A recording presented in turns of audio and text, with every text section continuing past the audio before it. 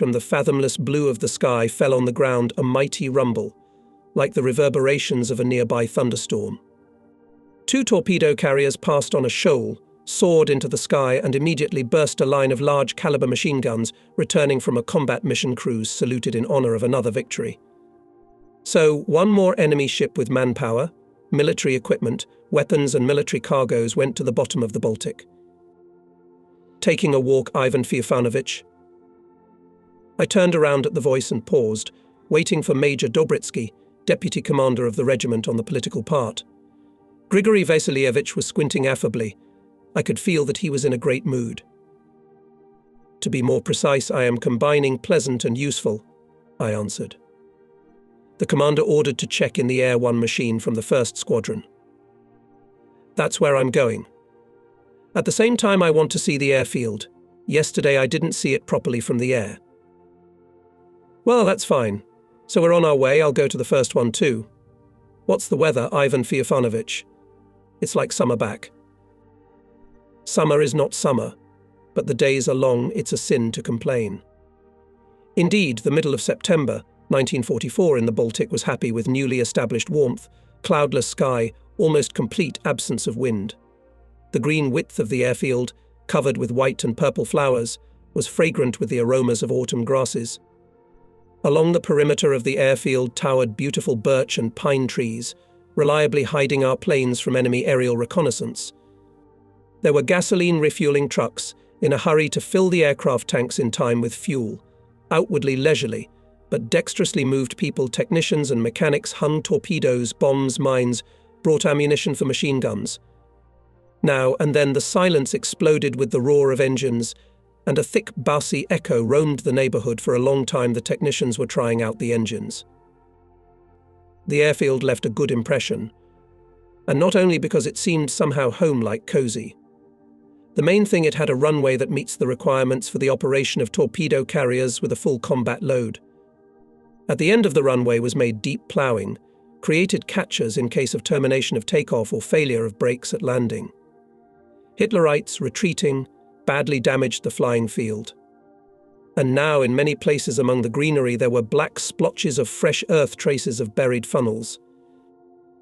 I see that our comrades from the construction battalion had to work hard, I noticed. Yes, it's not easy to prepare a disfigured airfield for operation, agreed Grigory Vasilievich. Effort, of course, spent a lot, but we coped quickly and, importantly, well. Very well. Well done. Nothing to say. He knew how to see good deeds, our deputy. He was able to see the brightest in people. He could not only see, but he was able not only to see, but to note, to highlight it, to show it to everyone. We knew each other for only 2 months, but somehow we became friends. It happened by itself, without any effort on either side. I noticed that both pilots and technicians treated Grigory Vasilievich with unfailing respect. And there was no phenomenon here. The clue lay, as they say, on the surface.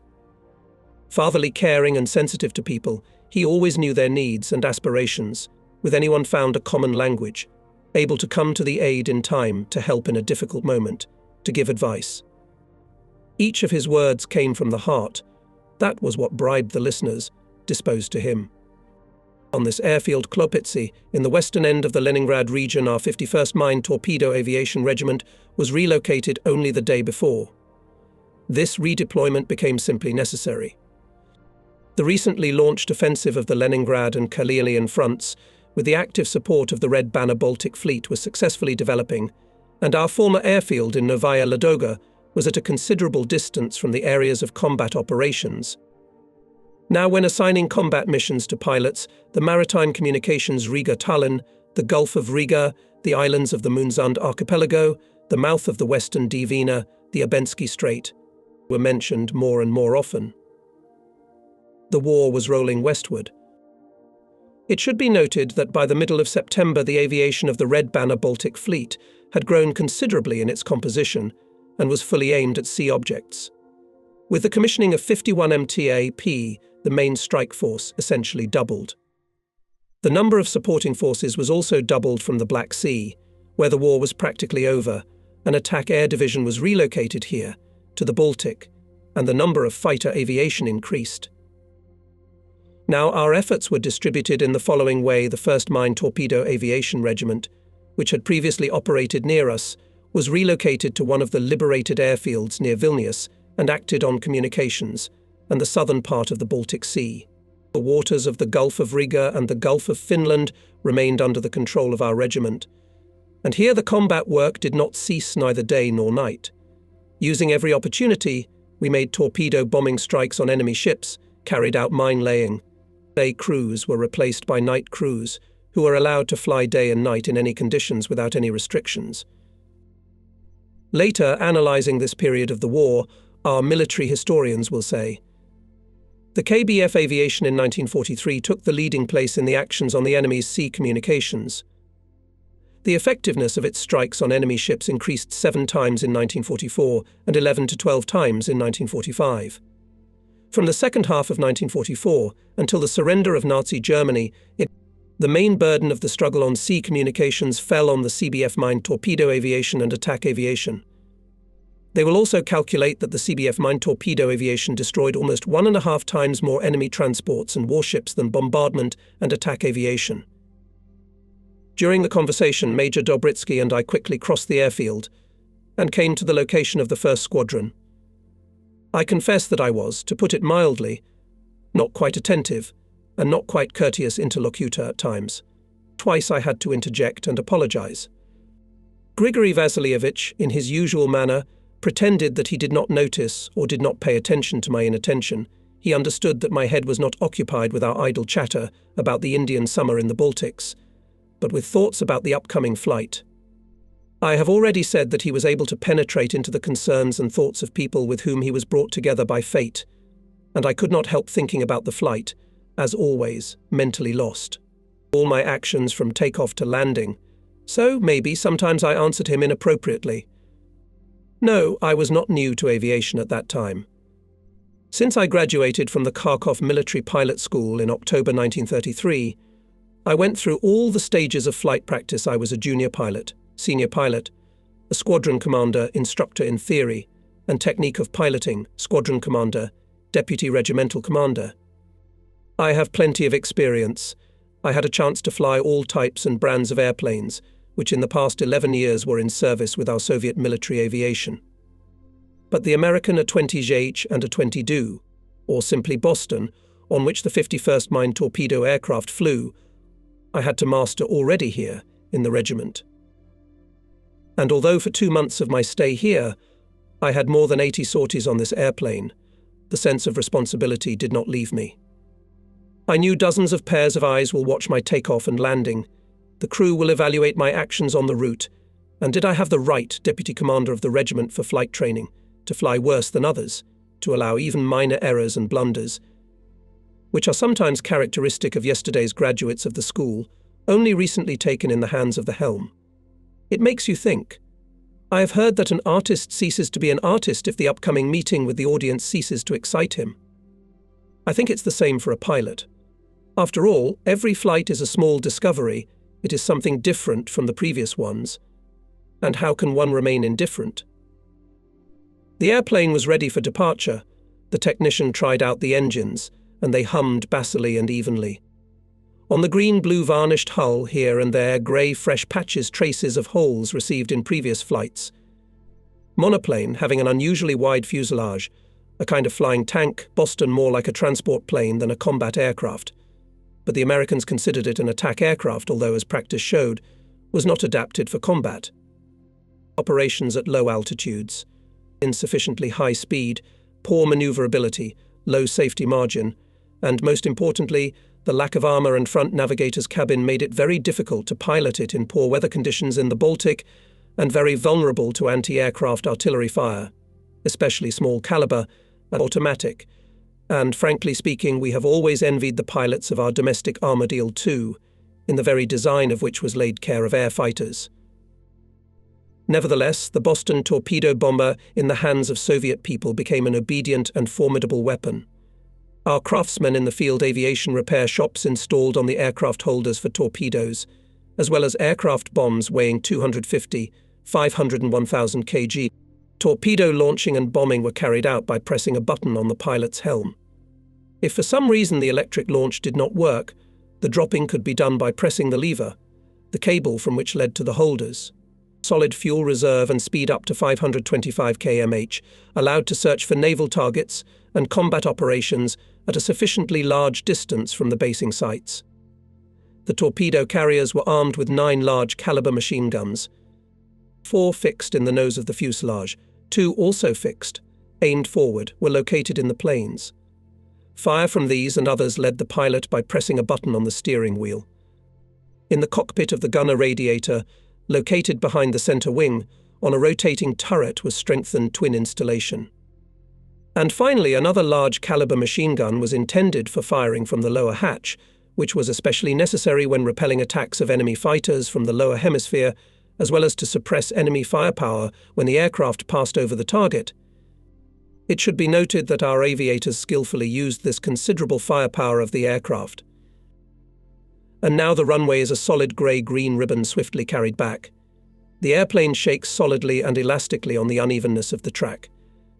I add gas and smoothly take the helm. Boston easily pulls away from the ground. With Grigory Vasilievich Dobritsky we live in the same room. In the evening, in the light of the carrier, powered by a rumbling engine behind the wall, covered with brochures, newspaper clippings, reports of the Sovinform Bureau, he makes some notes in his notebook, perhaps sketching theses of tomorrow's conversations with people, and I at such times try not to interfere, not to distract him with conversations. The man is working. Who knows? And suddenly at this minute the combat history of our regiment, or even the whole aviation of the Red Banner Baltic Fleet, is being born. Out of the corner of my eye I look in a selection of reports of the Sovinform Bureau. On July 18th, pilots Presnyakov and Ivanov discovered and sank an enemy transport of 10,000 tons displacement in the Baltic Sea. On July 19th, a torpedo-bearing aircraft of the Red Banner Baltic Fleet torpedoed and sank an enemy transport of 4,000 tons displacement. On July 20th, pilots of the Red Banner Baltic Fleet sank a transport of 3,500 tons displacement in the Gulf of Finland. On July 21st, pilots of the Red Banner Baltic Fleet sank 3 CR. Serious damage was inflicted on other vessels. On July 25th, aviation of the Red Banner Baltic Fleet in the Baltic Sea sunk a transport of 7,000 tons displacement and a patrol ship. I don't read further. These reports are too dry and monotonous. But I know that these clippings are just for memory, for conversation starters, that in tomorrow's conversation of Major Dobritsky with young pilots these protocol reports will come to life, will be filled with living content. The heroics of torpedo bearers' firing routine, the hot breath of battle, the readiness of people to overcome fear, to despise death for the sake of victory over the enemy. And revealing one of these reports, our deputy commander will surely tell about that memorable flight. Then air reconnaissance found in the Baltic Sea caravan of enemy ships going to Libava. The crews, which were in a state of high alert, received the task for the flight. The leader of the group was Senior Lieutenant A.M. Gagiev, the wingman, was Lieutenant P.A. Poroknia, both pilots with torpedo. The torpedo attack was supported by hero of the Soviet Union Senior Lieutenant I. Kesako, famous for his daring topmast attacks, and young but brave and talented pilot A. E. Skryabin. The planes took off one by one at exactly 17.00. They were immediately taken under guard by the fighters of Lieutenant Colonel P. Pavlov. The route lay to the west of the Lithuanian town of Šiauliai, where the front line passed. It was flown at a glide camouflaged by the tops of birches and spruces. Not a cloud in the sky. Good visibility made the attack more difficult. It allowed the enemy to detect the planes on the approach and deprived of the possibility to attack suddenly. Meeting with the enemy caravan, as expected, occurred in the specified area. In the keel column were 3 transports. On the starboard side, one at the head and one at the tail of the column, they were guarded by 3 CRs. Gagiev decided to attack the end transport, the largest. Attack the entire group from the sun side in accordance with the usual tactics widely used in the regiment. At the command of the leader attack, Sachko and Skryabin increased engine speed, broke forward and rushed to the caravan, taking on the oncoming fire of ships. Following them, reduced to a height of 30 meters, went into the attack torpedo bearers. Fascist pirates scattered, opened frantic shooting. All ships were firing. In the air formed a continuous grey-black curtain of bursting anti-aircraft shells, cut by multicolored beams of tracer bullets, Oerlikon German automatic small-caliber anti-aircraft guns. Many shells were bursting in close proximity to the aircraft, but there were no direct hits. The enemy anti-aircraft gunners were hindered by the sun, and the pilots all the time skillfully maneuvered.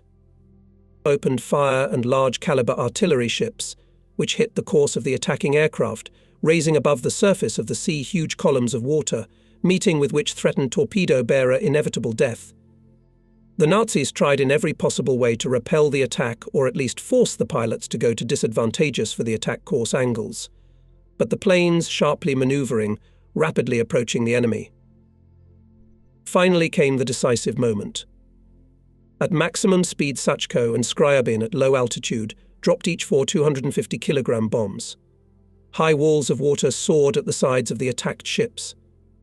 At this time, Gagiev and Poroknya approached the caravan at a distance of half a kilometer. Throw-It commanded the radio leader, and in the air, huge silver fish shone 2 torpedoes. According to the observation of the crews, a large Nazi transport of 1,000 tons displacement, shaken by the explosions, began to quickly settle at the stern and soon sank.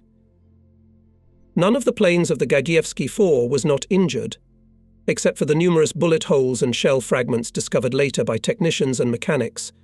Gathering after the attack, the group marched in close formation toward their airfield. Their leader, rocking his yak from wing to wing, congratulated the torpedo bearers on the victory. The meeting on the ground was also joyful. Pilots, technicians, motorists, officers of the headquarters and services of the regiment embraced the winners, shook hands with them. This is what stood behind the dry lines of the report of Sovinform Bureau. The Russian proverb, a mountain and a mountain do not meet, but a man and a man always contains deep folk wisdom. Meetings, however, are different. Some are soon forgotten, leaving no marks in the memory. Others, on the contrary, sometimes become a notable milestone in life, enrich spiritually, equip with knowledge, help to build a future life. Now, looking back into the past, I think with satisfaction that fate has not spoiled me with its attention, and I was lucky to meet many good people. Then, in July of 44, having arrived in 51 MTAP, I, as it was customary for military men, introduced myself to the regiment commander, Major VM Kuznetsov. The conversation was not long.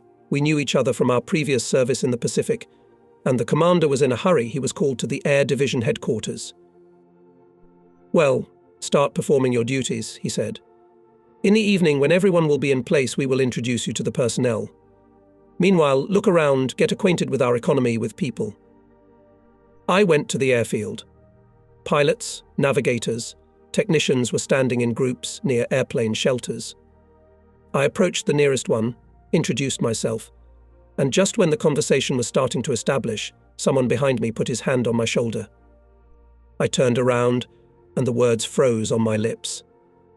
"Ilya, are you really you? Did you recognize him?" "Wow," he said, squeezing me in his arms. "To us, then? Glad to see you, my friend, very glad." "Me too. I didn't expect to see you. How long has it been since we've seen each other?" In fact, how much unstoppable time has passed since in April 1932 we both got on special recruitment of the Central Committee of the All-Union Communist Party to the detachment of cadets at the Kharkov Aviation School, and there together mastered flying. Ilya Ponomarenko then became the squadron foreman, and I became the secretary of the party organization. From the first days I felt a deep sympathy for Ilya. He was youthful, hot, cheerful, fighting. It was felt that he had found his calling and would never stray from the path once chosen. Ilya's character was a great attraction. His views rested on firm convictions. If there were any doubts, he did not hide them in himself, shared them with his comrades. And for this in those years you needed a certain courage. He argued, defending his beliefs, and in matters of principle he was irreconcilable. He did not tolerate lies, hypocrisy, boasting, was not afraid to honestly say in the eyes of a man everything that he thinks about him. He liked to tease his comrades, but having an enviable sense of humour, he easily accepted jokes in his own address. As they say, a mountain with a mountain. He smiled, hugging me by the shoulders, and everyone who was around quietly retreated, not interfering with the meeting of old friends. "Look, you're already a major." "And you too." We both laughed. "Well, tell me." After graduating from the school, the commander's fate scattered us in different directions. A year later, I had a chance to serve in the aviation of the Pacific Fleet, from where I have now arrived in the Baltic.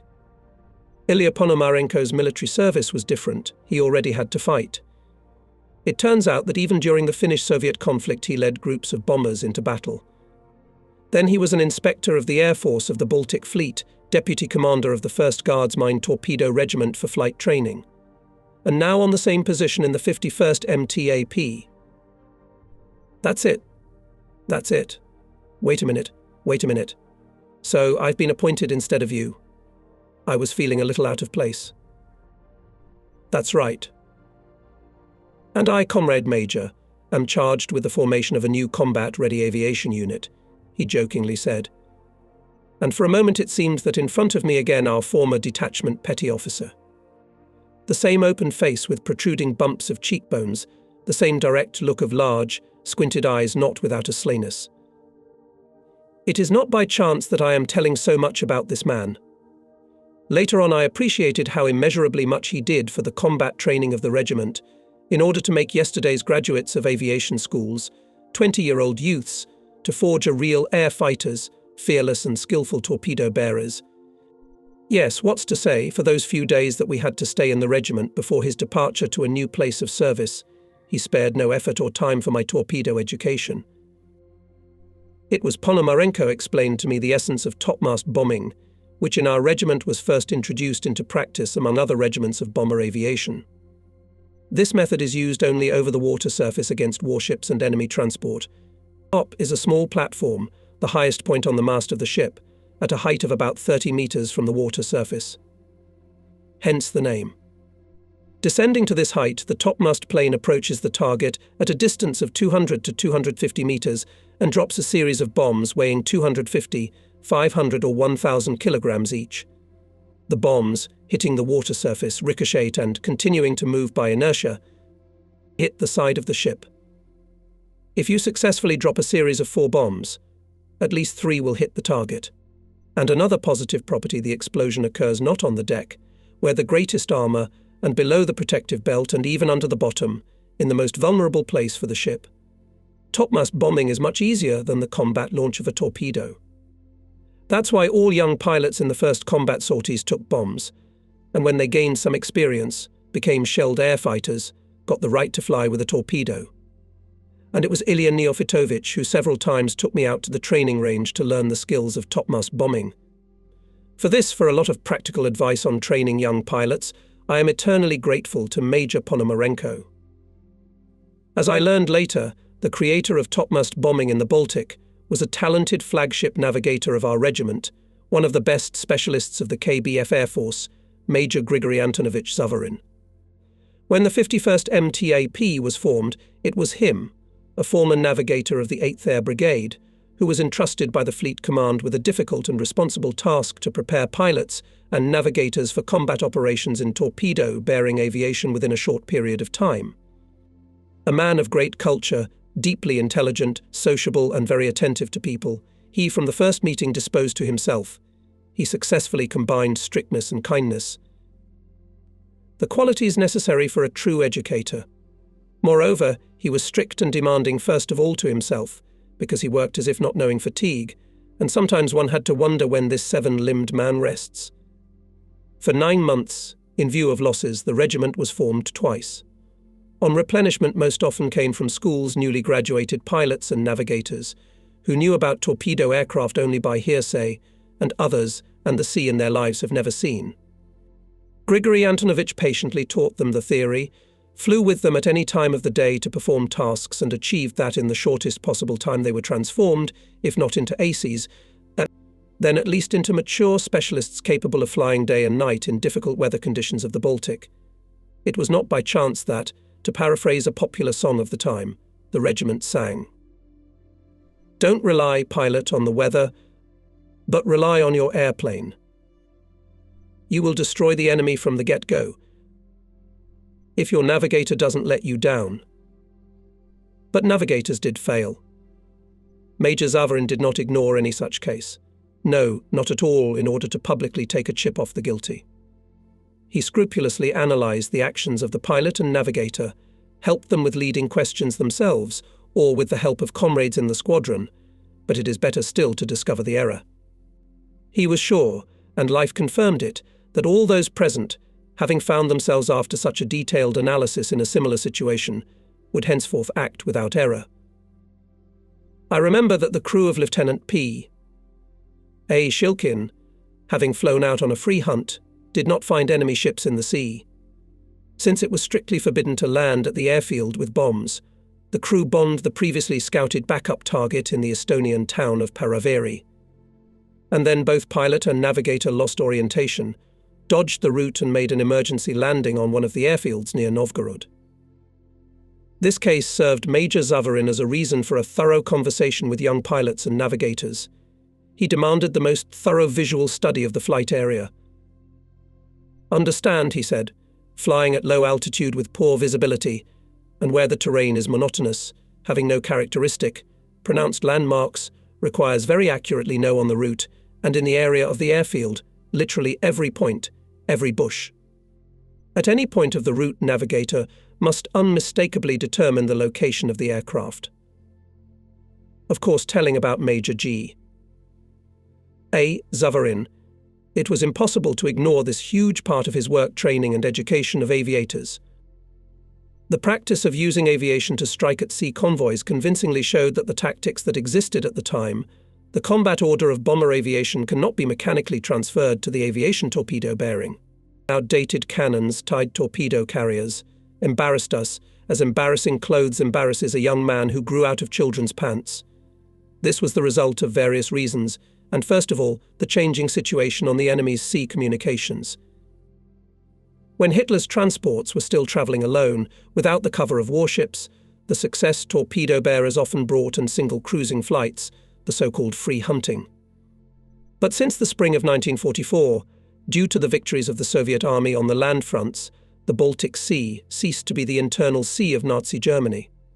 If recently, just a year ago, German transports were carelessly walking with running lights on, now the picture had changed dramatically. Groups of transports were under the strong guard of warships and fighter aviation. There was nothing to think about attacking a single plane or even a link. Now the torpedo carrier to attack became possible only after the suppression and dispersal of enemy anti-aircraft artillery fire, especially small-caliber automatic installations. Near the coast and in the bases, this task was successfully solved by attack aircraft. When torpedo carriers had to attack the convoy in the open sea, the IL-2 radius of action was insufficient. It was necessary to change the tactics of combat use of torpedo carriers, to look for new opportunities, other ways to suppress enemy anti-aircraft defences at sea communications. This is where the analytical and creative capabilities of Major Zavarina, who worked tirelessly together with Major Ponomarenko on the development of new tactical options, in full glory. It was a union of two talented aviators, masters of torpedo bombing strikes, who passed the harsh school from its very beginning. When the airfield, at least a little bit of combat tension subsided, gave free time, they sat for long hours in a smoky room flagship navigator, analysing the successes and failures of past sorties, and in the dim light of smoky smokestacks, drew out all sorts of options for combat order torpedo carriers, agreed and argued, torn and discarded sketches to immediately draw new ones. Sometimes they were briefly joined by Major V.M. Kuznetsov, or Chief of Staff of the Regiment Ivanov, came in one of the squadron commanders each, offered something of their own, something that was firmly rejected, or accepted for further discussion and verification, and gradually crystallized the contours of the new tactics, a new combat order of torpedo carriers. Since remoteness from the airfield does not allow the use of attack aircraft to suppress enemy anti-aircraft guns when attacking the convoy, the only way out is to use for this purpose their own aircraft topmost of Ikami. Yes, the crew of the topmast plane was the first to take on the full force of the fire of warships, as well as transports, on which the Germans installed automatic guns Oerlikon, which had a high rate of fire. It is difficult, without seeing with his own eyes, to imagine all this fiery hell in which the commander of the topmast should, without flinching, throw his plane. But there was no other way out.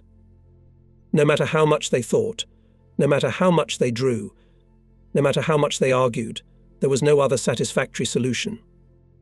Only topmastmen, skillfully maneuvering, could fire their large-caliber machine guns and bombs to suppress enemy anti-aircraft fire or destroy the guard ships, and thereby ensure the exit of the next torpedo carrier to deliver a decisive torpedo strike.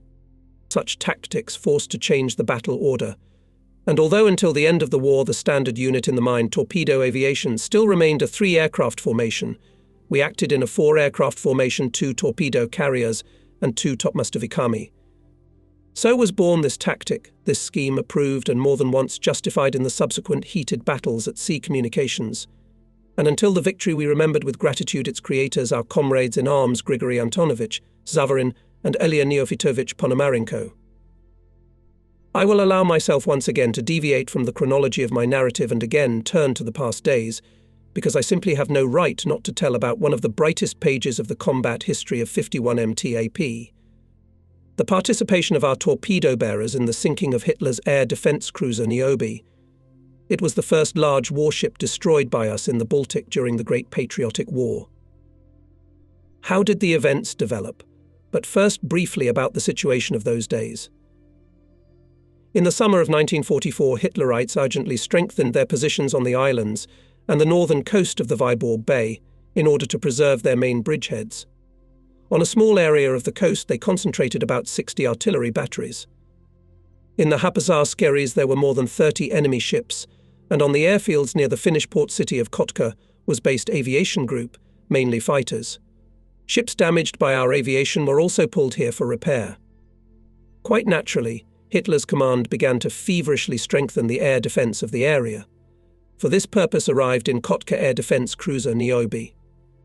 Fleet air reconnaissance immediately detected the appearance of such an important guest. The Soviet command decided to destroy the cruiser. However, the first strike, made by the 12th Bomber Regiment, was unsuccessful. Planes dropped 70 bombs of different caliber. In the port there were many fires, but the cruiser remained unharmed. It was not possible to repeat the strike immediately. A few days there was bad weather. The staff of the Fleet Air Force, headed by General Etherharin Suginin, began to develop a plan for a repeat operation. They tried to take into account the mistakes of the first raid, summarized various opinions on the use of not only bombers, but also other forces and means of fleet aviation. It was expressed, for example, the proposal to use to attack the cruiser torpedoes. The proposal looked, at first glance, tempting but was not feasible. Why not? The depth where the ship was anchored did not exceed 10 meters, and the torpedo, when dropping it from an aircraft, dives to a depth of 20 meters. Consequently, the probability of hitting the target was reduced to 0. Preference was given to topmast gunners. If the bomb does not even hit the side of the ship, but explodes under it in contact with the ground, then Niobe will get a lethal dose of metal, especially since in the underwater part of the armor he had no. We decided to use Fab 1000. There were no larger bombs. After a comprehensive assessment of the situation, formed the final scheme of the operation. As the main strike force attracted 4 aircraft of our regiment in the version Topmastoviki, on board each 2,000-kilogram bombs, leading Lieutenant Colonel I.N. Ponomarenko. Involved also 33 bombers from the 12th Regiment. 6 of them had to fly out without bombs and only simulate a blow, diverting anti-aircraft fire during the attack Topmaskovikovki. The rest of the Petyakov had on board high explosive bombs weighing 100 and 250 kilograms, leading the commander of the regiment hero of the Soviet Union, Lieutenant Colonel V.I. Rukov. The operation was supported by 27 L-2 airplanes, their task small bombs, rockets, cannon and machine gun fire to suppress the fire of anti-aircraft artillery of the enemy to create conditions for the main forces to attack. It was also allocated 48 Yak-9 fighters from the 21st Regiment under the command of the hero of the Soviet Union, Lieutenant Colonel P. I. Pavlov and La5 from the 1st Air Division. After careful analysis, discussion and coordination determined the following order of operations. The decisive blow is to be struck exactly at 17:00 hours. The task of scouts once again to clarify the parking place of the cruiser Niobe. Then, 10 minutes before the decisive strike, 24 La-5 fighters would fly to the area of Kotka to clear the sky of enemy fighters. 5 minutes before the strike of dive bombers of the 12th Bomber Regiment, attack aircrafts of the 11th Aviation Division under cover of fighters suppress anti-aircraft fire in the port of Kotka and on nearby islands. From 16:50 to 16:55 dive bombers attack. Exactly at 17:00 make the final blow top Mostaviki. Simultaneously imitates a blow 6 looping without bombs. Strike groups of P2 go to the target from different directions. The topmast pilots make the approach from land, at low altitude, camouflaged by folds of the terrain. The plan of the operation and the schemes of interaction of all the units involved in it were developed by the headquarters of the Fleet Air Force so clearly that in the process of accomplishing the task did not need to make any adjustments. The morning of July 16th. In the staff room all night spent leading a group of topmast pilots in Ponomarenko and navigator of his crew, flag navigator of the regiment Georgia Zavarin. They were preparing for a detailed study of the task with pilots and navigators of the crews participating in the operation. It was very important to foresee, clarify, check and agree everything.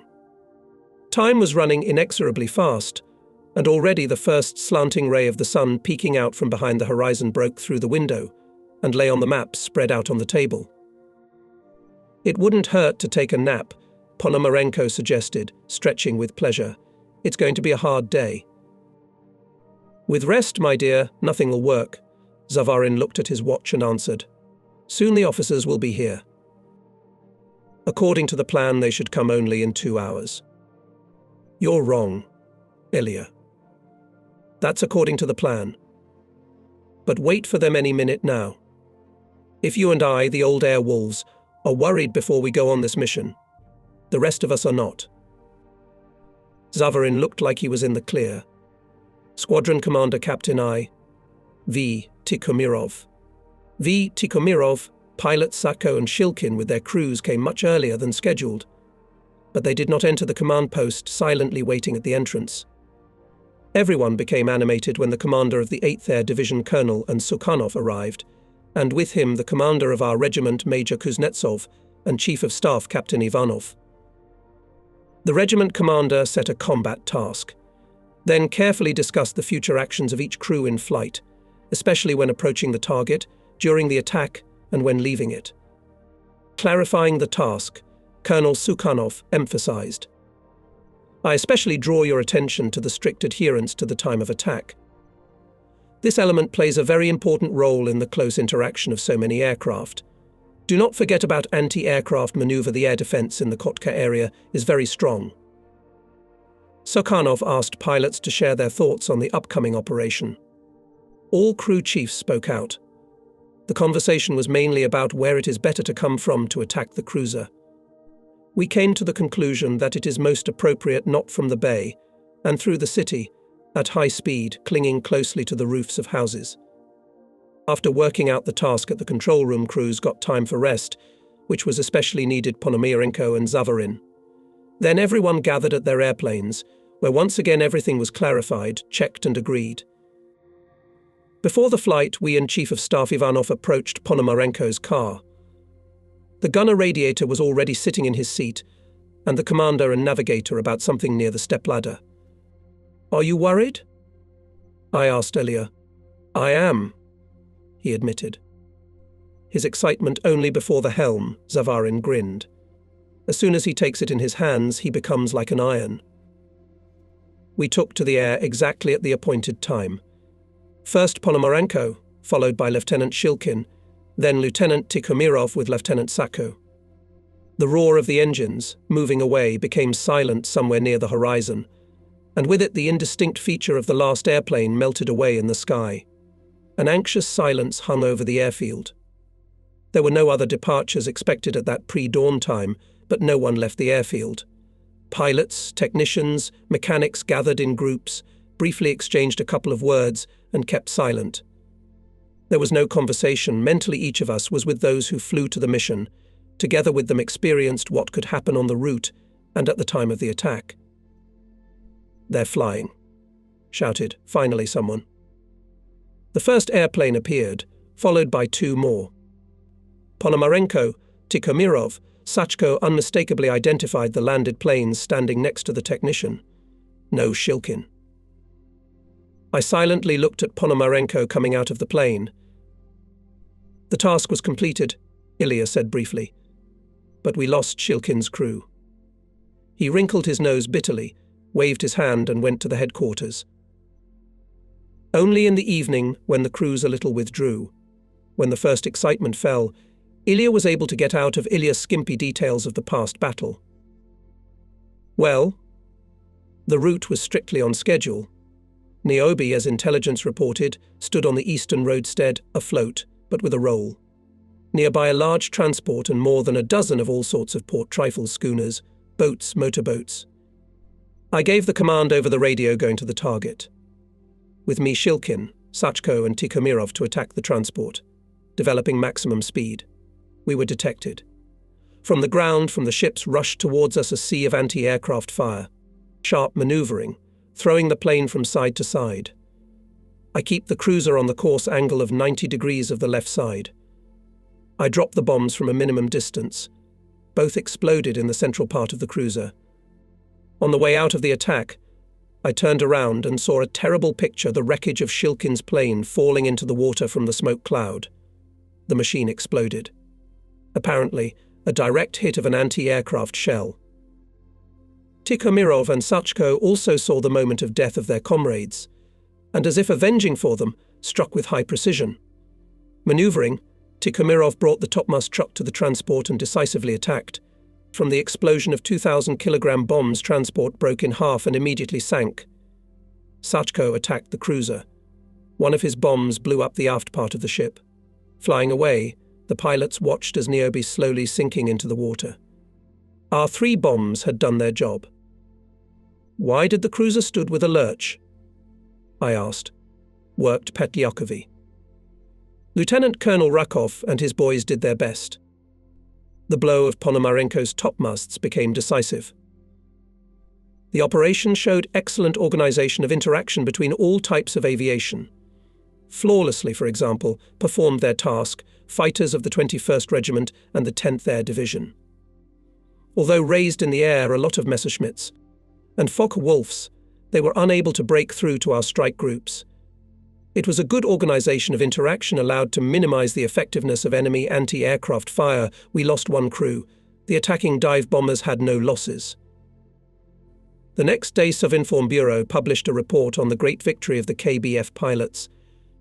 In particular, it said a group of bombers of the Red Banner Baltic Fleet under the command of Guards Lieutenant Colonel Rakov and Lieutenant Colonel Ponomarenko attacked enemy ships in the port of Kotka.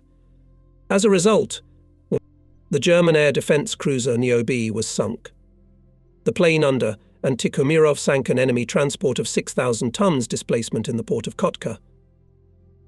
By the decree of the Presidium of the Supreme Soviet of the USSR from July 22, 1944, Lieutenant Colonel Ivan Vasilievich Rakov was awarded the 2nd Medal Gold Star.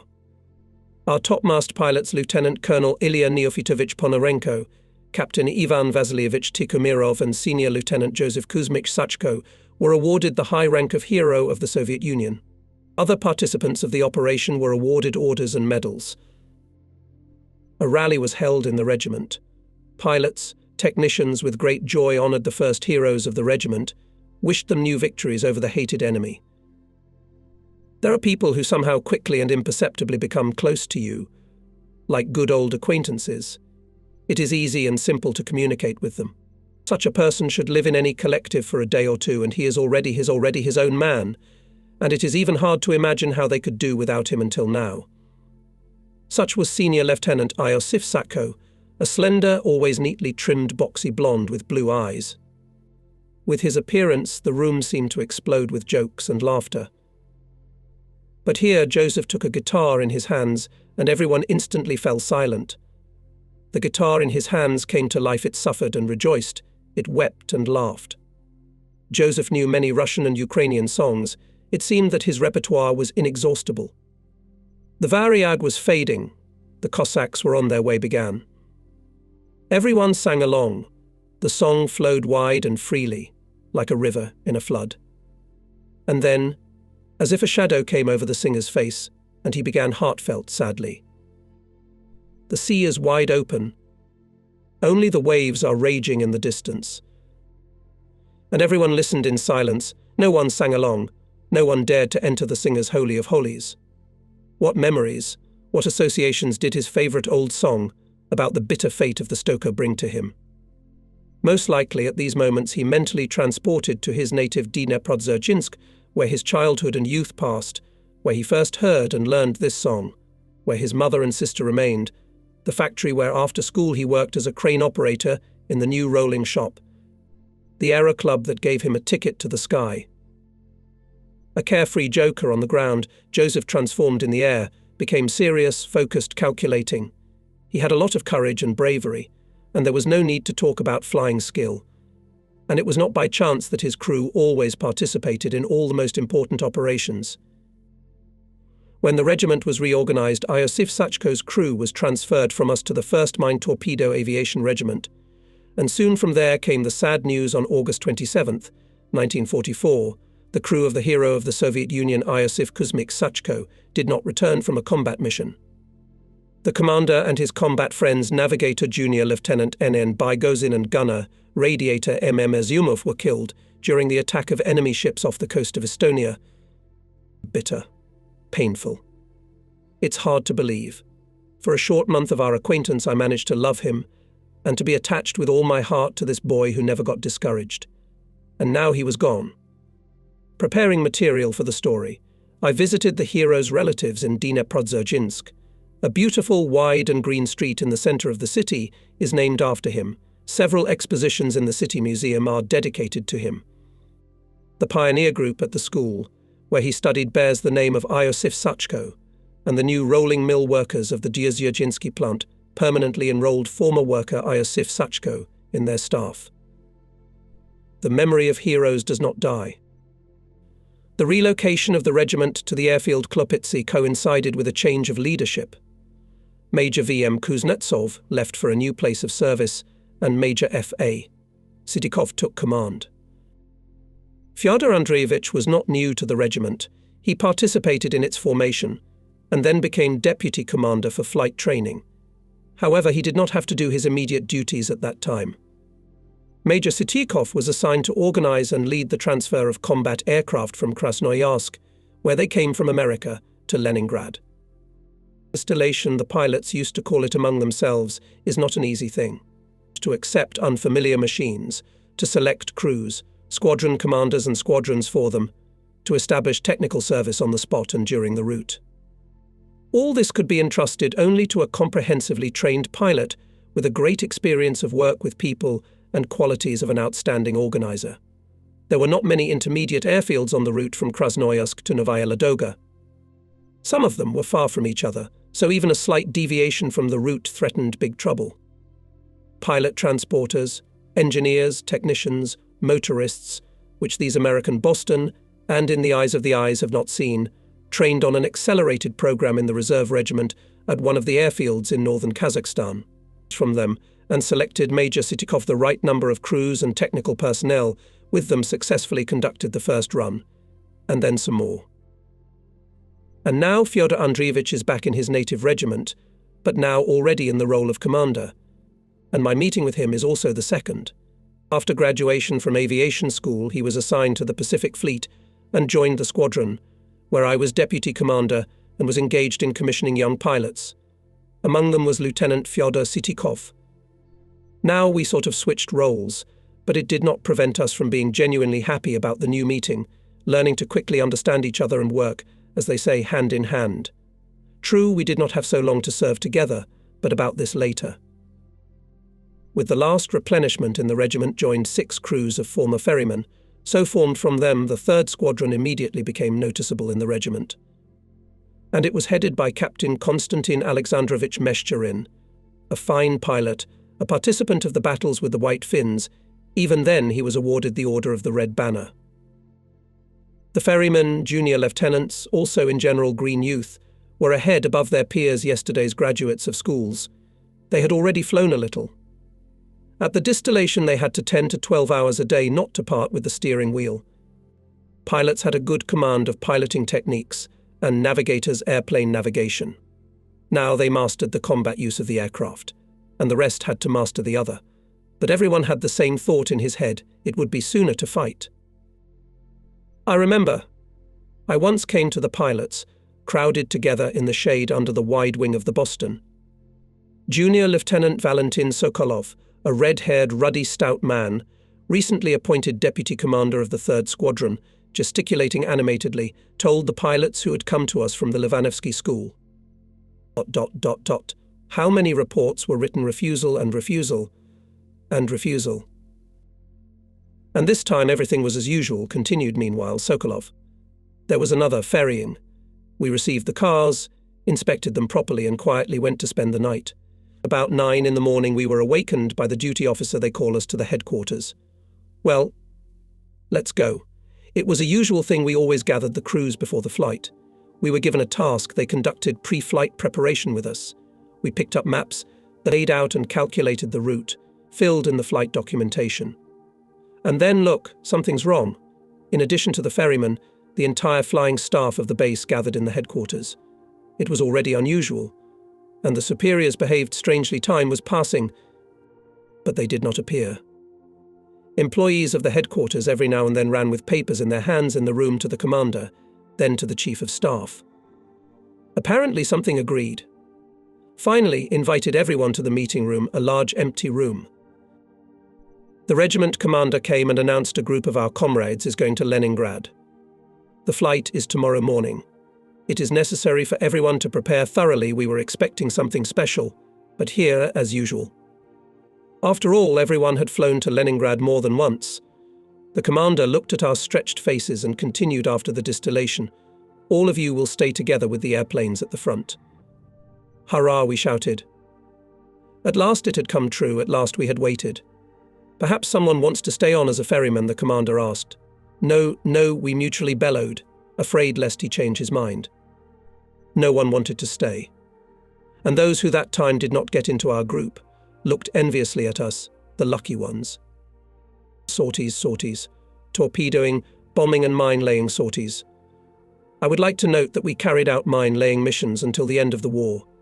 They were among the main tasks which were solved by the regiment throughout its combat activity.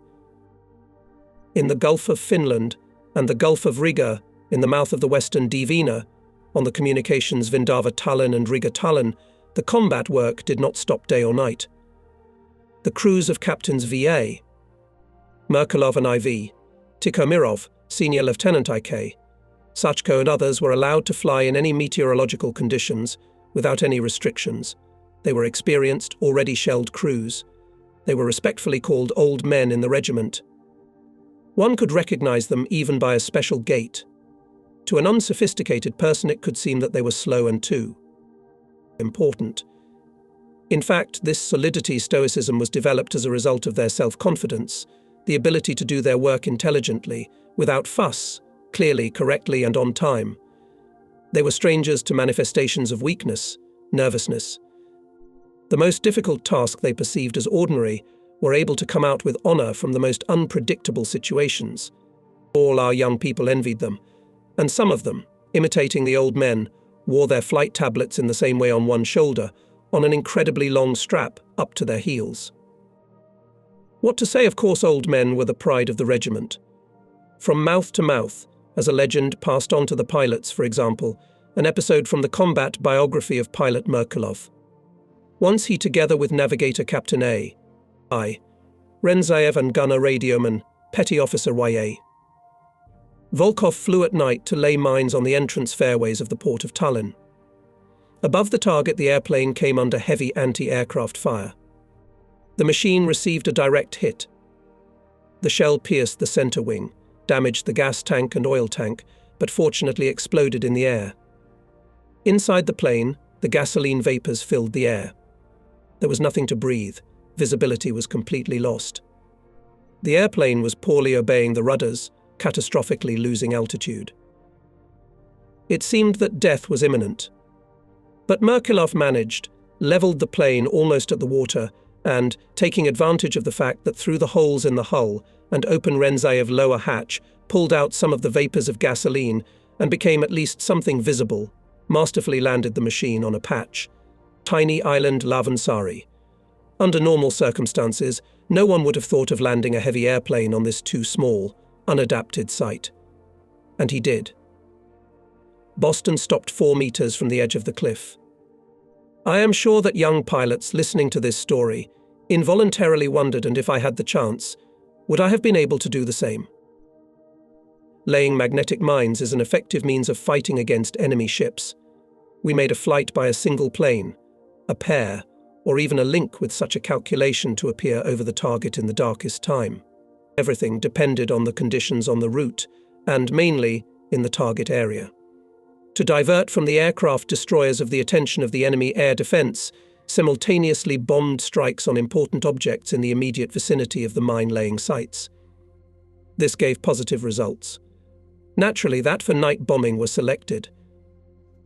Not only well-trained, but also unusually brave, truly fearless pilots. After all, the task of the bomber was no easier, if not more difficult, than the destroyers. He called on himself the beams of searchlights and anti-aircraft artillery fire, and was near the area of mine laying, served as a live target until all the destroyers did not leave the target. During the summer period, taking advantage of the white nights, the regimental command attracted to mine laying and young crews.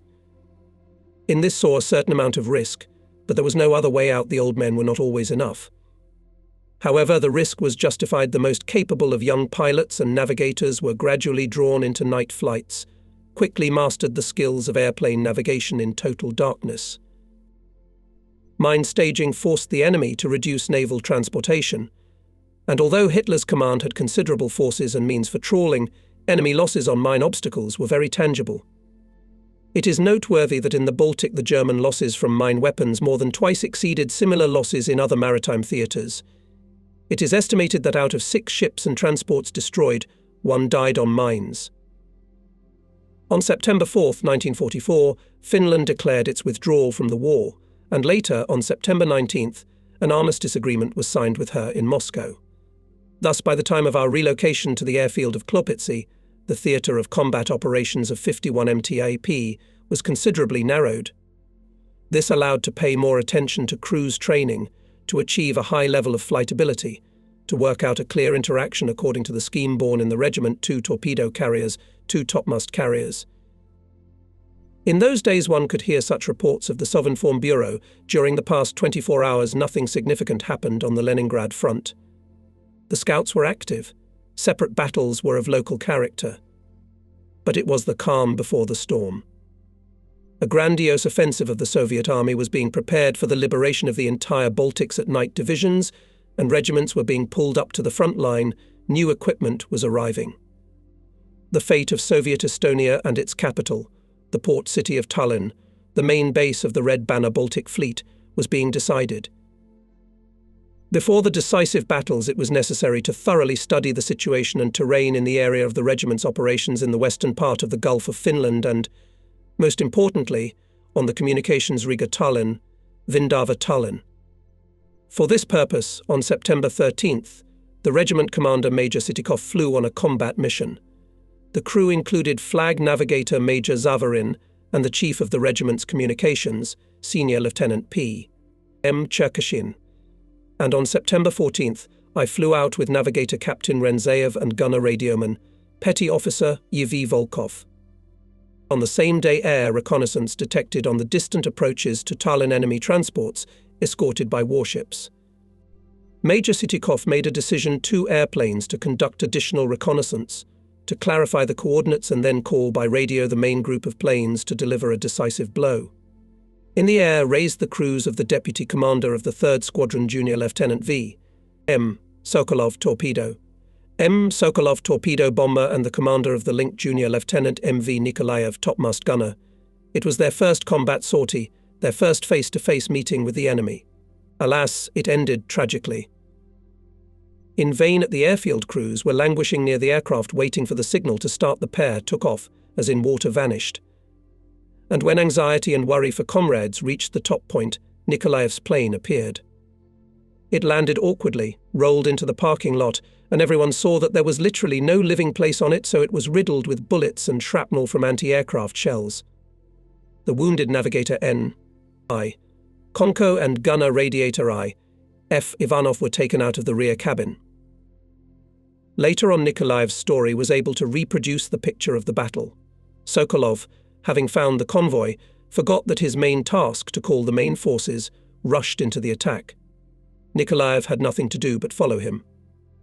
In the fervour inherent in youth, Sokolov completely discarded everything he was so diligently taught, did not even bother to properly assess the situation, did not miss forward topmostovik, and attacked first, straight ahead, and against the sun, thereby complicating the task for himself and facilitating it for the enemy. Before Nikolaev's eyes, Sokolov's plane exploded in the air from a direct hit by an anti-aircraft shell. Nikolaev's bombs sank a large transport, but the machine received so much damage that the pilot barely made it to the airfield. The ridiculous, unjustified death of our youngest comrade was painful in my heart. Major Dobritsky then told that shortly before the flight, Sokolov, in the circle of comrades' bravado, his courage, said that bowing to bullets will not be, and no matter what the fire to the side, will not turn away. Empty, boyish bravado. How dearly it cost him. But this case seemed to sober us, the elders, once again reminded that at the helm of torpedo carriers yesterday's boys, many of whom are barely over 20, that we need to convince them that reckless prowess has nothing to do with real courage. Scared of anti-aircraft fire, turn aside, not to fulfill the combat mission. It is cowardice bordering on crime.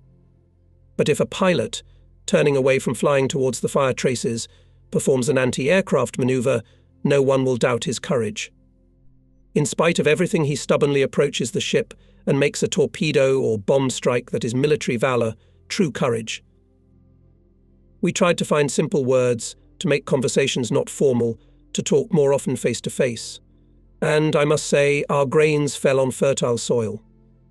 Most of the young pilots had gone through a good school in the Komsomol, and some of them already carried in the pockets of Blue Navy tunic candidate cards, and even party tickets. And for the whole history of the regiment, I do not remember any more cases of reckless boyishness, dashing prowess, not to mention cowardice. On the contrary, I remember, the day after Sokolov's death, another pair of ours from the same 3rd Squadron discovered a convoy at sea, a torpedo bomber, a squadron commander, Junior Lieutenant A.A., Bogachev, and a topmast gunner, also a squadron commander, Junior Lieutenant D. Bashayev. The transport went under strong protection of warships. Hitlerites bristled with an avalanche of barrage fire. Nevertheless, Bogachev decided to attack the transport. At his command, Bashayev went forward and dropped bombs on the guarding ships, suffering a lot from bullets and shrapnel. Following him, Bogachev went to attack with a torpedo. Approaching at the required distance, he pressed the button of the electric ejector on the helm and did not feel the usual at this jerk of the aircraft, which at such times as if jumping up, freed from gravity. Commander, the torpedo did not go. Almost simultaneously reported over the intercom navigator GP, Stefan and gunner radiator V. I. Vanchugov. Obviously the electric wire was broken by a shrapnel. There was no time to resort to the mechanical reset. The transport was smoking thickly under the very wing, obviously increasing its speed. I know. I see, Bogachev muttered glumly in reply. With a left roll, he was leaving the convoy in a wide arc, intensely beating out foamy whiskers with his propellers, and he felt uncomfortable at the thought that the transport could get away so easily and with impunity. Far ahead of him, Bogachev's airplane, which was going eastward, could be seen as a black dash on the horizon line. "Let's go in again," he said firmly. "Vanchugov, keep an eye on the messers." "I'm watching, Commander." Now he went into the attack alone. Topmostovik no longer cover him with the fire of his machine guns, will not blind the gun crews with bomb blasts. Thousands of fire trails stretched to the plain from all the ships. How many of them? How to slip, how to seep in this deadly stream. A strong blow shook the machine. The left engine smoked. The plane pulled to the left. Dover at rudders, Bogachev leveled Boston, at right angles directing to the rapidly approaching grey side of a low sitting on the water steamer. It's time. He pulled the lever of mechanical reset and entered the left turn. Got it, exclaimed Vanchugov soon joyfully. Yes, Commander, we got it. While moving away from the target, Stefan recorded on the photographic film a sinking transport of 7,000 tons displacement. Its nose was sinking into the abyss, and at the stern the propellers were wasting air. Bogachev focused all his attention on piloting the plane. The left engine stalled, and listening to the right engine, working for two, the pilot thought only about the fact that it did not fail. He kept correcting the course with the rudders, and although the machine was still yawing, they were slowly but surely pulled toward their airfield. A large area of the tail feathering, which seemed a hindrance in high-speed maneuvering, now served a good service, keeping so necessary now the stability of the aircraft. And soon after landing, Bashev and Bogachev returned from a combat mission another pair, torpedo bomber Lieutenant V.M. Borisov, who became after the death of Sokolov deputy commander of the 3rd Squadron, and his wingman topmastman Lieutenant S.P. Pudov. In the area of Gogland Island they discovered and attacked an enemy minesweeper. It was noted that bombs hit the ship. The sinking was counted not quite reliable because it was not possible to fix it on the photographic film. The first flights after the regiment was reformed were hard for us. With such a strong opposition of the enemy, the slightest inaccuracy or mistake in the actions of the crew led to unfortunate consequences. But it was also a good school. A school of battle hardening, a school of courage. On September 17th, the troops of the Leningrad and First Baltic Fronts, in close cooperation with the Red Banner Baltic Fleet, launched a decisive offensive in the general direction of Tallinn. Over the airfield all day and night, the hum of engines did not cease. If before that only crews of the 3rd Squadron, former ferrymen, flew on combat missions, now by the order of the regiment the crews of the other 2 squadrons were also admitted to combat work. Pilots, technicians, mechanics worked with full dedication, each striving to make his personal contribution to the victory over the enemy. And among the many events of those days was one, which right should be told in detail. On September 18th, the crew of Junior Lieutenant Gusman Miftakhodinov did not return from a combat mission. That day 2 of our planes, the leading torpedo bomber A, Bogachev, and his wingman G, Miftakhodinov met the enemy convoy on the communication Vindava Tallinn and attacked it. As usual, the topmastman took the lead, but immediately the machine shuddered from a strong impact. The left engine stopped. To lighten the machine, Miftakhodinov dropped bombs. They fell with a large underflight, causing no harm to the ships. And when, losing speed, the bombed plane passed by the patrol ship, a deafening blow was heard from the other side, and the speed of the right engine decreased noticeably at once. The machine poorly obeyed the rudders, inexorably descending to the lead grey waves. What to do? The pilot pondered feverishly. Go to the shore. But they're the Nazis, it's a shore captivity. No, not that. So pull as far as possible, try to land the Boston on the water. Miftakhodinov had heard that German ships after the battle fished out floating people, and especially hunted for our pilots from the shot-down machines. Therefore away, as far as possible from the enemy convoy. Prepare to land on the water, the commander ordered on the spew. And he suddenly became timid, never had to land on the water land plane. How will the machine behave? How long will last on the water? He did not know this, and no one had ever told him about it, because in the regiment no one had ever happened to anyone like that. And the steel-cold waves, covered with frothy lambs, were inexorably approaching. From a sharp jolt, the pilot hit the dashboard and lost consciousness. Alexander Bogachev also attacked to no avail. He, apparently, was knocked off balance by the unsuccessful attack of the topmastman, and he did not expect to meet such an intense fire from all the ships at once, or maybe distracted by anxiety for the wounded wingman. But the only time Alexander failed, he dropped the torpedo a little earlier than he should. The captain of Hitler's transport saw the foamy trace of the torpedo rushing to the board and had time to turn away. Commander, Our wingman landed on the water, reported the navigator. I see. The pilot, dissatisfied with himself, replied dryly. We will pass over the place of landing, but we will not make a circle, so as not to alert the Nazis. Landing at the airfield, Bogachev, as always short, without unnecessary words, reported on the results of the combat flight. In general, a day of total failure. He waved his hand and, seeing off a couple of planes taking off, nervously rubbed the strap of the tablet. The navigator reported the exact coordinates of the landing of Miftakhudinov's plane. Just on the active communications of German convoys, looking at the operational map, bitterly remarked the Chief of Staff, Captain Ivanov. Look, Riga Tallinn, Vindava Tallinn. The traffic is like on the avenue. It's a pity the guys will be lost for nothing. What we need is a seaplane. At least one for the whole regiment, damn it, at least a small one. And Miftakhudinov's crew was fighting for life. Having received the commander's order to prepare for landing on the water, Navigator Junior Lieutenant Gleb Lokolov and Gunner Radio Sergeant Yuri Aksenov began to unfold a rubber rescue boat. A sharp jolt threw them against the cabin wall. Lokolov painfully hit his left hand and badly damaged it, either a fracture or a sprain it was impossible to determine at once. Fortunately, Alexei had only slight bruises and was the most active during these minutes. He threw the rubber boat on the flat and helped Lokolov, who was moaning with pain, to get out. And to the horror of both of them, before their eyes, the canisters of the automatic filling of the boat with air, which for some reason turned out to be unfastened, slipped off the plane and instantly disappeared into the depths. Yuri rushed to the mech, connected the hose to the boat, began hastily pumping air manually. How much longer would the machine stay afloat? He felt how the airplane was going out from under his feet, inexorably settling down, and pumped with his last strength. He was helped by Miftakhudinov, who, having plunged into the cold water, came to his senses. Guys, soon?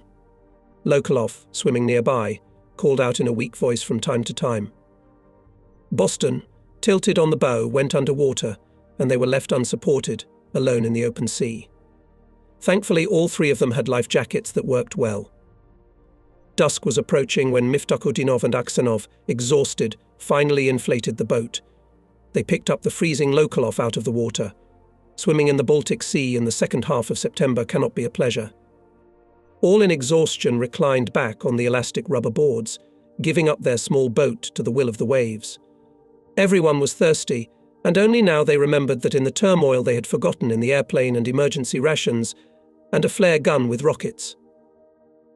To be fair, it should be noted that soon after this incident in the Red Banner Baltic Fleet appeared boat seaplanes. The very fact of their appearance was a weighty moral incentive. The crews now knew that if they were shot down over the sea, they would not be left to chance, they would definitely be found and picked up, which happened many times later. Onboard rations and rocket launcher with rockets began to pack into the rescue boat. Darkness fell on the sea, and with it came a cold northern wind. Soaked uniforms, which had nowhere and nothing to dry, were tight around the body and caused painful sensations. Miftakhudinov and Aksenov took up oars. They rowed as hard as they could to keep warm. Lokolov, supporting his aching arm, tried to stop shivering. Orienting themselves by the polar star, they rowed northwards towards the Finnish coast. There, only there, was that straw which could still be grasped. However, in the Finnish skerries it was not safe either. Although Finland had concluded an armistice with the secular Union and its troops did not fire at our troops, there was still a lot of fascist scum on the territory of the country, the meeting with which did not bode well. Quiet, quiet, guys, Lokolov exclaimed in a loud whisper, peering into the night darkness. I hear, it seems, the noise of ships. Gusman and Yuri quieted down, raised their oars. They could hear the water dripping off them, tinkling. And in this tinkling, getting stronger and stronger, came the distinctive murmur of the engine of the patrol boat. But the night sheltered them securely, and soon the sound died away. Before dawn the wind increased, the waves became higher and steeper, and the rubber boat was tossed about like a splinter. The spiky crests were slamming over the side. They tried to scoop out the water with handfuls, but it did nothing, because the next wave nullified their efforts by adding more water than they could scoop out. Boots came into play. Even Lokolov, overcoming the pain, tried to help, but working with one hand, almost dropped his boot. And Miftakudinov said, "All right, Gleb, don't. We'll do it together somehow. You'd better hold the fur and oars so that they don't wash away." The dawn crept up, and the wind suddenly died down. The waves decreased and no longer swept over the side. Torn wisps of fog drifted over the boat. It grew thicker and gradually covered everything around with a dense canopy. It became quiet and silent. They huddled together in the middle of the boat, warming each other with their shared warmth. Miftakudinov closed his eyes and immediately seemed to sink into another world. It seemed to him that he was walking through his Lubyanka forest in his native Tatarstan, and on his way there were hogs, aspenberries, butterberries begging in his hands, and his basket was already full, and he had nowhere to take them, and it was a pity not to take them. He bends down, stretches out his hand, and the vision disappears, and before his eyes a milky veil of fog. Suddenly Lokolov woke up, listened.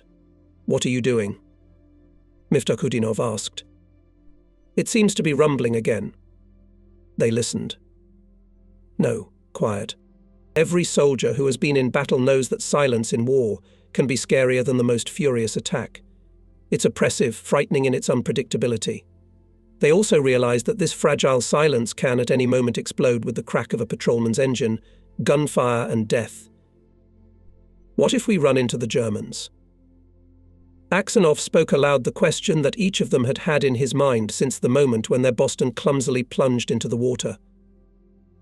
"We all have 1 gun and 16 cartridges," said Miftakudinov cheerfully. "That's enough for the first case." Why, after the emergency landing, only the pilot had the gun, it was not possible to establish. When flying on a combat mission, everyone had a pistol in a holster on his belt. 13 for the Nazis. The last 3 for us, picked up Aksionov. "There will be no captivity, at any rate," whispered Lokolov with inflamed lips. "Komsomol members do not surrender," summarized Miftakudinov. "Well, if the commander spoke slogans, it means that our ship's combat readiness is number 1. Aksionov could not resist teasing. And everyone smiled at this joke, or rather at the fact that all of them had come to the same decision without collusion. They were ready, without hesitation, to share the same fate, and, having realized it, became even closer and more dear to each other. By noon the fog cleared, rose higher, and then disappeared altogether. The sun warmed up, and the hope of getting warm and drying their uniforms awoke. All around them stretched a silent, deserted sea. They were alone in this immense space, where there was nowhere to hide, nowhere to hide. Now an encounter with an enemy ship or boat might prove fatal. Having warmed up slightly, they dozed off, or maybe they simply fell into oblivion. Miftakudinov was suddenly awakened. It seemed as if he heard children's voices. The voices were indeed nearby, but they were seagulls. They flew in circles above the boat, landed nearby on the water, and then rose and flew to the north. "It means that the land is not far away, if the seagulls," suggested Miftakudinov. The navigator and the gunner nodded in agreement. They did not want to talk. Already in the evening everyone heard the noise of engines and became wary, but they realized that the noise was coming from the sky. There, in the blue sky, there was an air battle. Skittish fighters converged and diverged on gentle and steep turns. Came short lines of machine gun bursts. Aksionov could not stand it, shouted, "Here, here. Where are you going?" "Calm down, Yura," reluctantly said Miftakudinov.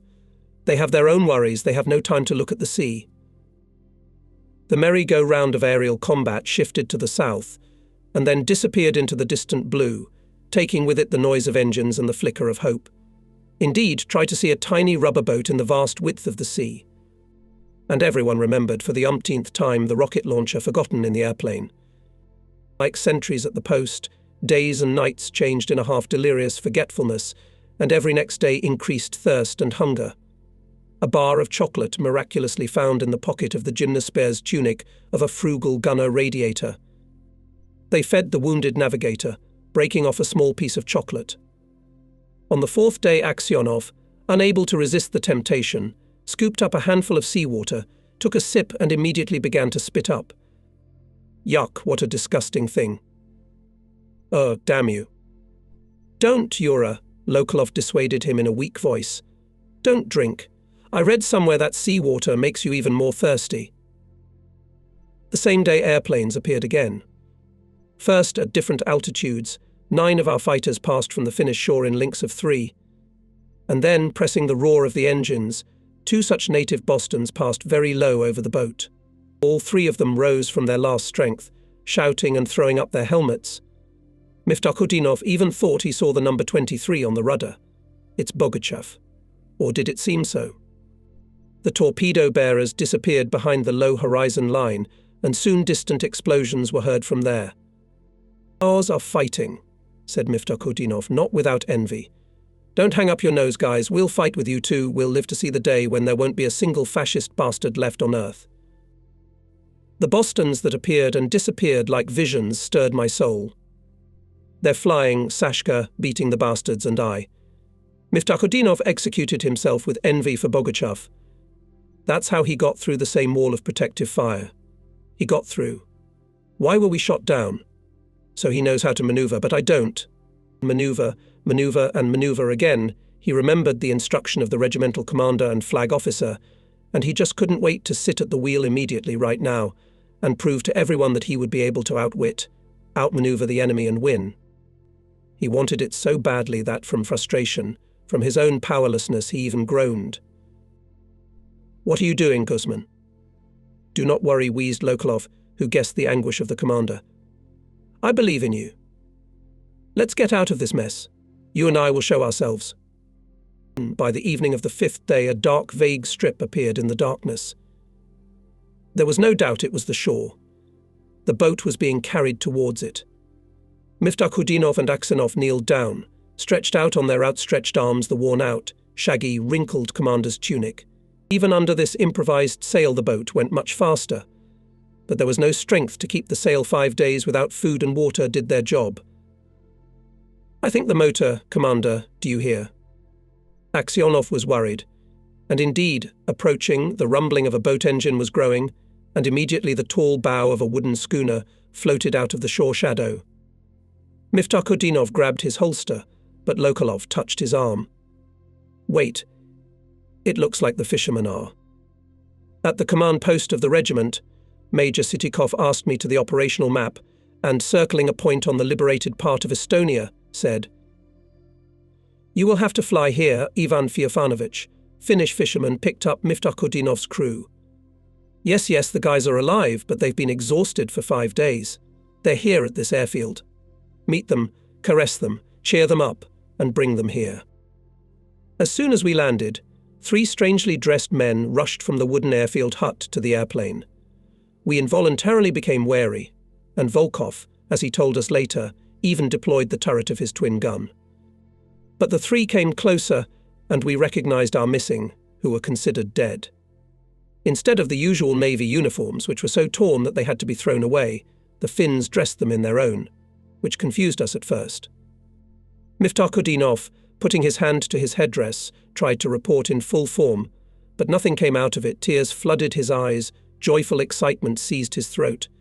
We embraced and kissed, both of us rejoicing. It was the first time I had seen this strong-willed, and, as it seemed before, self-confident strong man so confused. We hugged the others as well. I looked at their faces and marvelled at the changes that had taken place in them. And not only exhaustion and inhuman fatigue were the reasons for it. The boys were not the same as a week ago when I saw them off. From yesterday's boys they turned into life-smart men who looked death in the eye and did not give up. They were real heroes in front of me. Did they liberate Tallinn? They asked, when the first excitement had subsided. We liberated it. We liberated it. Miftah Kutinov kept lamenting that he couldn't save the plane and reach the airfield. Nothing. The main thing is that you are alive, and you will have a car, I reassured him. At the home airfield, all members of Miftah Kutinov's crew, whom they had never expected to see alive, had a cordial meeting, and they were convinced how strong and unselfish front friendship is, how many sincere combat friends they have, on whom they can always rely. Interrupting and complimenting each other, they told about those unusually anxious and difficult 5 days and nights, about their ordeals and their friendship, and then the ambulance took all 3 of them to the hospital to be treated, to recover their strength. I reread the written about these glorious guys and realized that I have no right to limit myself to this, to put a point without telling about what happened to them further. Therefore, at the risk of again coming into conflict with the chronology of my narrative, I will allow to look a little ahead. So, on November 22, 1944, by regimental order, Lieutenant Miftah Kutinov's crew was again allowed to fly combat missions as part of the 3rd Squadron. However, it was slightly modified. Sergeant Yuri Aksenov remained the gunner radiator, and Lieutenant A. Skripnik was appointed navigator of the combat aircraft, as Gleb Lokolov was still recovering in the hospital with a fractured arm, and again Gusman, at the helm of a combat aircraft, like all pilots, did not spare himself. A great success fell to his share in the battle on December 14th. On that day, paired with Lieutenant M. Borisov, he made a daring raid on the port of Libava and sank an enemy transport of 8,000 tons displacement. Despite the strong opposition of the air defense of the base, he perfectly completed the combat mission, for which he received a high government award, the Order of the Red Banner. Back then, on the boat, Gleb looked into the water. "We'll still fight," Miftah Kutinov said, trying not to show the joy that was bursting out of him, but as if by accident he kept squinting his eyes at his chest, where on the blue cloth of his tunic a brand new order was shining with gilt and bright enamel. But not long he was able to show off with the order on his chest. Exactly 1 month later, on January 14th, 1945, we received a report of aerial reconnaissance of the enemy convoy detected far out to sea at about the traverse of Memel. I made a decision to strike with a group of 4 airplanes, leading Deputy Commander of the 3rd Squadron Lieutenant M. Borisov, his wingman Lieutenant V. Kulinik, leading the 2nd pair of Linkai, Repin, wingman Junior Lieutenant G. Miftah Kutinov. I set them a task, made sure that they understood it, and allowed to go to the aircraft. Stocky, in a fur flight suit and unties, Miftah Kutinov looked like a bear cub from afar. He was gesticulating animatedly and saying something to Aksenov and Lokolov, who had recently returned from the hospital. The flight tablet on long straps was beating on his ounce right. Taking into account his combat merits, it was not a sin to enroll Miftah Kutinov in the old men. Near the Caponia, the engines were humming properly, and Basily, the technician of the airplane, had warmed up and tested them in advance. Seeing the pilot, he wanted to turn off the ignition, but Miftah Kutinov noticed the technician's movement and shouted to him, "Wait," more left at full speed, and confirmed the order with a conditional hand gesture. "Wish me a happy flight," he said to the technician, getting into the cockpit, and he caught his absent, staring somewhere in himself, realized that the pilot's thoughts are already there, in the battle, tearing through the anti-aircraft barrier, attacking the enemy ship. Why did he say that? Well, why? A technician would later ask me. How many times I sent him on a flight, he'd wink and say, "Well, see you later," and off he went. Really, why? ... The visibility was good and the group noticed the convoy from afar. It was at the estimated point, at full speed heading for Gdynia. Act in pairs. Borisov commanded on the radio, together with Kulinik went to the end transport and sank it. Repin and Miftah Kutinov attacked a larger steamer, leading the column, and this attack was successful. Who could foresee that this victorious 5th combat sortie will be the last for the glorious crew? Miftah Kutinov had already passed over the ship engulfed in flames, but was shot down by anti-aircraft fire from the guard ships. No one will ever be able to tell how it happened, whether both engines crashed at once, whether the pilot was seriously wounded or killed. The sea will keep this secret forever. Having flown another 800 meters, Boston crashed into the water and the grey waves of the Baltic closed over him. the glorious son of Tatarstan Gusman Bikmayevich Miftahudinov, Volga boys Gleb Mikhailovich Lokalov, and Yuri Frolovich Aksanov died the death of heroes, having fulfilled their military duty to the end.